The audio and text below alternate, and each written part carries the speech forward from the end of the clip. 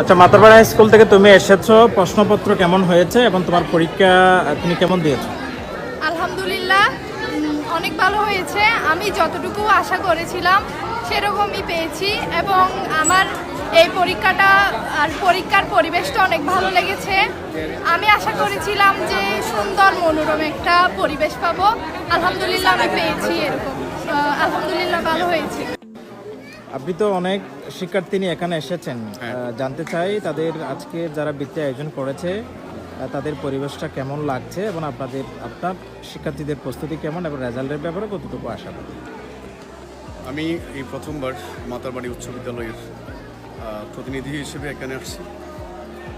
আমার এখানকার যে পরিবেশ আমি আসলে অ্যাপ্রিসিয়েটেড, যে ওনাদের যে আয়োজন এবং গার্ডিয়ানদের সাথে ছাত্রছাত্রীদের সাথে যে আচরণ এবং তাদের বৃত্তিগত যে মেধা বিকাশের ক্ষেত্রে তাদের যে বিষয়গুলো আসলে এটা দৃষ্টিনন্দন। এক কথায় আমাদের স্টুডেন্টসের ব্যাপারে বলতে গেলে ইনশাল্লাহ আমি শতভাগ আশাবাদী, কারণ ওরা আমাদের স্কুলের অনেক ব্রাইট স্টুডেন্ট এবং